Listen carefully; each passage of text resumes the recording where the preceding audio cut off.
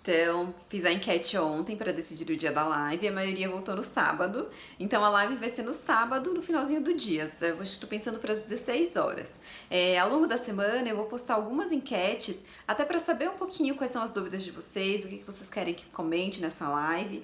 Então, já divulguem aí para as gravidinhas, para quem está com o seu recém-nascido em casa, que a gente vai conversar sobre os cuidados com o recém-nascido no sábado, tá bom? E hoje, na verdade, eu quero trazer um outro assunto, que é sobre o uso de tela por crianças menores de 2 anos. A recomendação da Sociedade Brasileira de Pediatria é que não haja uso de tela para crianças nessa faixa etária, né? A gente lembra que os primeiros 2 anos de vida são aquele período que está dentro dos 1000 dias, é um período de intenso desenvolvimento e a gente tem que ter estímulos positivos para o desenvolvimento das nossas crianças. E o uso de telas, na verdade, é um estímulo negativo. É muito comum que as mães até digam, mas o meu bebê de 6 meses, de 7 meses, ele assiste o desenho e ele participa e ele canta, será que não vai estimular a fala, não ajuda ele a interagir? Na verdade não, gente, é o contrário, né? Quanto mais tempo você deixa uma criança assistindo desenho, assistindo coisas no celular, menos tempo você, como mãe, como pai, como cuidador, interage com essa criança. E o que realmente estimula o desenvolvimento, estimula a fala e os controle motor, tudo, na verdade a interação com a criança. Então é você conversar com o bebê, ler pro bebê, super importante, já até falei, já começa a ler pro bebê dentro da barriga, tem que ler pro recém-nascido e ler pro bebê ao longo do tempo, mesmo que nesse primeiro momento não seja realmente leitura só infantis, mas o fato da criança ouvir a sua voz, de você estar com ela no colo, lendo para ela, acolhendo, isso sim é um estímulo muito grande para o desenvolvimento.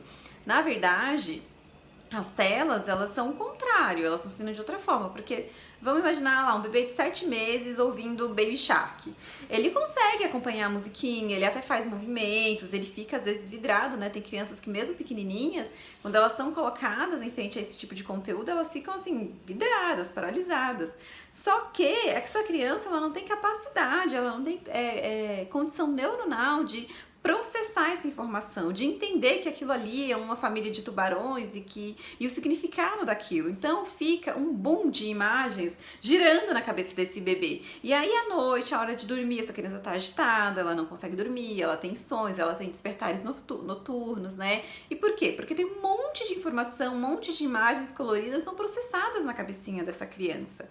E de outro modo, outra coisa que acontece é a questão visual, né? O desenvolvimento da visão. Lembra, a gente já conversou sobre isso, que os bebezinhos, eles não enxergam, no começo eles só veem vultos, aí começam a enxergar em preto e branco, aí por volta dos 4 meses começam a enxergar em cores, e a visão, ela vai se desenvolvendo com o passar do tempo, vai aumentando a vascularização e a inervação da retina para que haja o desenvolvimento da visão. Então a criança, ela tem que olhar à distância, ela tem que olhar pro horizonte para realmente ter essa progressão. E quando eu coloco a criança na frente de uma tela, principalmente do celular, que eu restrinjo o foco de visão dessa criança, eu atrapalho esse desenvolvimento, essa migração de nervos, de neurônios para a parte da visão, e isso está muito associado a vários déficits visuais depois, mais pra frente.